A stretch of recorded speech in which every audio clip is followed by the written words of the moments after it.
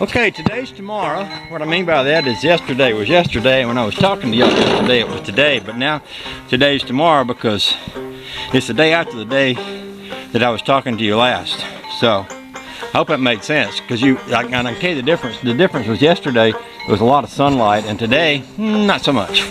It is not as cold as it was yesterday morning and not as warm as it was yesterday afternoon. What I mean by that is, you see this here? This is frozen ice. Well, some of it's not. Some of it's unfrozen.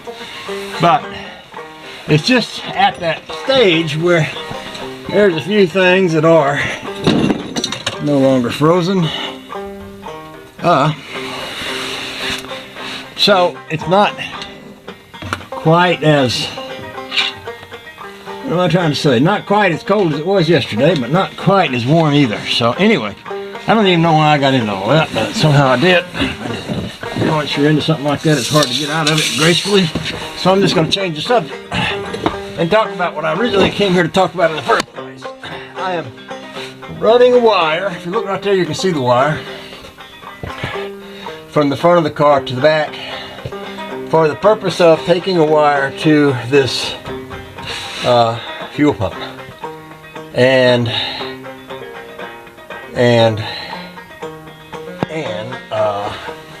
yeah, so that's what I'm doing. So basically I got the wire to there. I need to get it kind of to go up over here in such a way that it doesn't get up against this hot pipe, and I need to stretch it out to, I might need to think about some new brake lines on this baby. I don't know, that's some more grit than it is. It's not cracking, it's just dirt. What was I want to bring that line over the frame up there and kind of get it over in here without having it get where it'll get burned by the exhaust pipe, so that I can bring it to here, kind of up from there and down, drop down from there. Maybe I'll bring it across the frame and try to run it along this brake line up to there and then come down with it. Yeah, so I'll cut the camera off while I think more about what I'm talking about.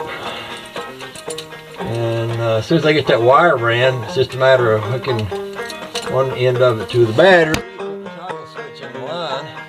My plan is basically to cut this pump on, crank the car, and then cut it off and let the car run under its own mechanical pump. If the mechanical pump ever gives out, I'll be able to cut the switch on and leave it on. But I don't necessarily want to have it running all the time. I don't